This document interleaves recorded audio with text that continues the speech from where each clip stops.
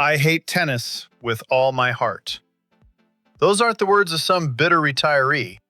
They come from a man currently ranked inside the top 10. A man who fills arenas, who makes crowds roar with trick shots nobody else would dare attempt, who serves underhand on match point just to prove he can. Alexander Bublik says he'll probably die on a tennis court, not out of love, but because he hasn't saved enough money to escape. This is the man with a gift so rare that coaches call it generational, and he wants nothing to do with it. His father put a racket in his hand at 2 years old. Never asked if he wanted it.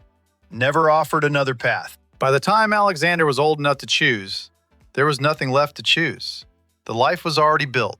The cage was already locked. But cages have a strange effect on certain men. Some go quiet. Some go mad. Alexander Bublik did something stranger.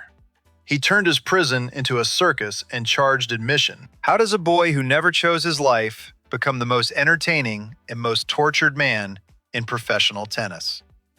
In a sport dominated by machines, men who eat the same meals, run the same drills, say the same things in press conferences, Bublik stands out like a fire alarm in a library. The serve alone is a weapon of chaos.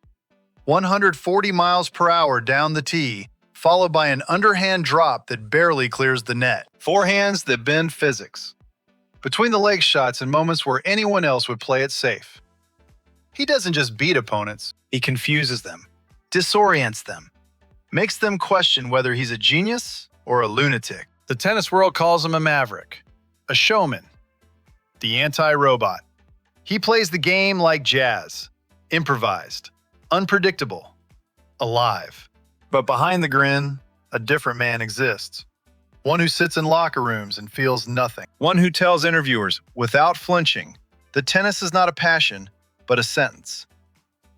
I only play for the money. If the prize money disappeared tomorrow, so would I. The fans love the show. They don't know they're watching a man perform inside his own prison, night after night, city after city. Every man carries a skill the world admires and that he himself never asked for. Bublik just happened to carry his in front of cameras. But what Sasha didn't yet understand was that the man who gave him the gift would become the ghost he could never outrun. Stanislav Bublik decided his son's future before the boy could speak. In that household, the father's word was law. There was never a conversation about whether Alexander wanted to play tennis. There was never an option. The racket was placed in his hand, and the path was set. Father and son, coach and soldier. The relationship worked as long as Alexander obeyed, and for years he did. Through junior circuits, through the grinding anonymity of futures and challengers, through the slow, painful climb toward a ranking that meant something. Stanislav was there for all of it, financing the travel, designing the training, absorbing the losses. By 2016, the system began to crack. The Russian Tennis Federation offered Alexander nothing. No funding, no support, no future. So he made a decision that felt, at the time, like a career move, but was really the first act of rebellion. He renounced his Russian citizenship and began representing Kazakhstan, a country that offered money and structure, a country that wasn't his father's. The climb continued. Stanislav pushed. Alexander resisted in small ways at first, then in larger ones. He'd stay out at bars until 6 in the morning and show up to practice at 11. Nobody told him to stop.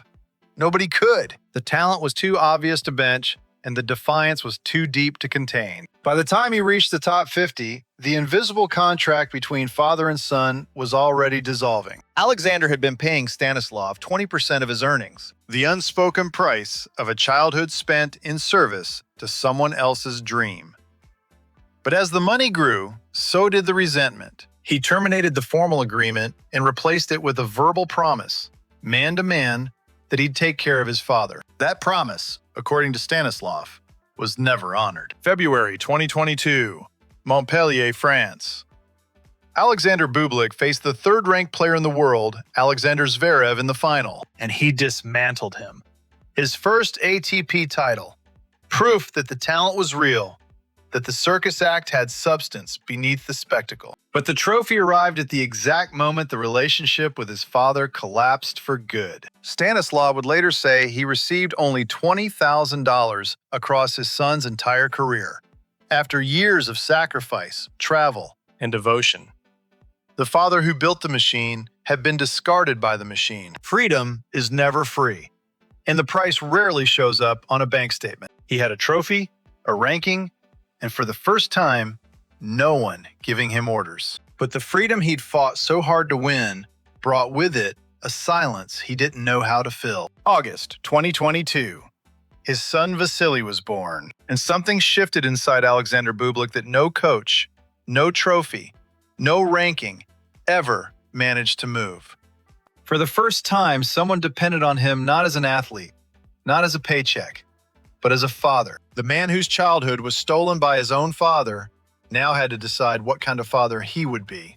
The irony was brutal and precise. He began talking differently in interviews, less cynical, more searching, as if fatherhood had opened a door he didn't know existed. And behind it, all the questions he'd been avoiding were waiting. Then came Miami. Stanislav traveled to the tournament hoping to see his son. What he got was 20 minutes. 20 minutes standing next to a garbage can in a backstage corridor. That was all Alexander offered. 20 minutes, then avoidance, then silence. Stanislav told journalists the only thing a broken father can say: "Sasha thinks everyone deserves to be paid, except me." Think about that for a moment. The man who plays tennis purely for money refuses to pay the man who made him. The mercenary has a debt that can't be settled in dollars. It's written in blood. Every son carries his father's bill. Some pay in money, others pay in silence. On the court, the cracks were becoming visible to everyone. Stuttgart, June 2024.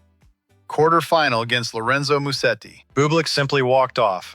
No injury announcement, no explanation, just gone. The crowd confused. The commentators searching for words. The critics sharpening their knives. Unprofessional, disrespectful, wasted talent. They didn't know what was happening beneath the surface. They saw a man who quit a match. They didn't see a man whose internal walls were collapsing. And then he said something about Nadal and Murray that revealed everything. He called them bald and old. Said it was an embarrassment watching legends play through pain, losing to players they would have destroyed 5 years earlier. The words were crude. The fear behind them was not. Bublik isn't mocking aging champions. He's terrified of becoming one. Terrified of being trapped in a sport that will consume his body the way it's already consumed his youth. How do you escape a debt that has no dollar value? He had trophies. He had money. He had a son. Everything a man could want. But inside, the walls of the prison were closing in. And Bublik decided to do the one thing he'd never attempted. Love the sport he hated. The experiment began sometime in late 2024. Alexander Bublik, the man who drank, who partied, who treated tennis like a job he despised, decided to become a soldier. He overhauled everything. Strict diet, no alcohol, brutal training sessions, early mornings, recovery protocols. For the first time in his career, he tried to honor the talent he'd spent a lifetime resenting. He wanted to see what would happen if he actually tried. What happened was the opposite of everything he expected. Instead of climbing, he collapsed. The ranking fell. 82 in the world. Losses to players whose names he wouldn't have remembered a year earlier. The body that thrived on chaos couldn't function under discipline. The mind that survived on irreverence suffocated under structure. He sat in a room with his coach and said the words out loud. "I'm useless.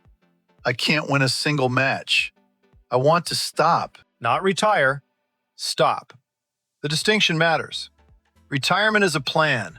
Stopping is surrender. Bublik was staring at the floor of a hotel room in some city he didn't care about, and every part of him wanted to put the racket down and never pick it up again. The shame of falling below the top 100, a man of his talent, was more than he could carry. Sometimes the only way to find the road is to accept that you're completely lost. So he ran. Las Vegas. 3 days. What he later described as hangover movie style. No tennis, no training. No phone calls from agents or coaches. Just noise and neon and the deliberate act of forgetting who he was supposed to be. And then, the road back. Literally. Driving between Nevada and Arizona with his wife, their hybrid car died. No gas, no battery. Middle of nowhere. Desert on every side. The kind of silence that makes a man hear his own thoughts, whether he wants to or not. A cowboy found them, pulled them to safety. Bublik arrived at the tournament in Phoenix 3 hours before his first match.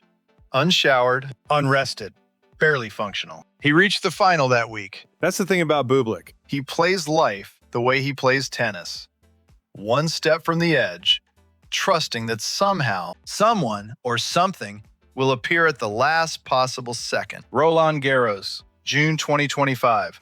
The quarterfinals of a Grand Slam for the first time in his career. Across the net, Jack Draper, the 5th seed. Bublik unleashed 68 winners. 68! A performance so violent and so beautiful that the Parisian crowd didn't know whether to gasp or cheer. He won. And then he broke. The tears that came were not joy. Anyone watching closely could see that.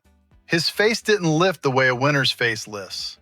It crumbled. The sobs came from somewhere deep, guttural, uncontrolled, almost frightening in their intensity. He wasn't crying because he'd won a tennis match.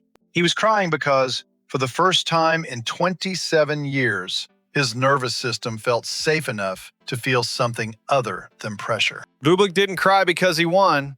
He cried because, for the first time, his body gave him permission to feel. January 2026, Hong Kong. He lifted the trophy, beat Lorenzo Musetti in the final, the same man he'd walked away from in Stuttgart 18 months earlier. And the next morning, he woke up inside the top 10 for the first time in his life.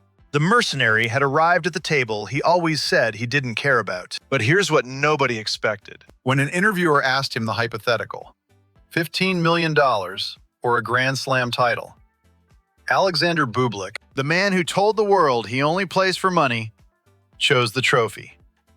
Without hesitation, without a smile, dead serious. A slam is history. Nobody's going to remember you as the guy who chose 15 million. The man who built an entire identity around being a mercenary chose legacy over cash. Something in him had shifted. Maybe it was fatherhood. Maybe it was the desert. Maybe it was the tears on the clay in Paris. Probably all of it. He still says he'll quit the moment his body threatens his future. If winning a slam means he can't walk at 40, he doesn't want the title. He refuses to become the thing he mocked. Old, broken, limping through tournaments for applause that tastes like pity. He wants to leave on his own terms. Maybe at 36, in a small tournament in Bangkok, winning a couple of rounds, shaking hands, and disappearing before anyone has to feel sorry for him. When asked how he wants to be remembered, he doesn't mention trophies or rankings. He says he wants his colleagues to call him real, a friend to his friends, an enemy to his enemies. No masks. Alexander Bublik never chose the life he has. A father decided it for him when he was 2. A sport imprisoned him before he could spell his own name. And for years, the only rebellion he knew was to hate the thing that makes him extraordinary. But somewhere between a dead car in the Arizona desert and a tearful evening on Parisian clay, something changed.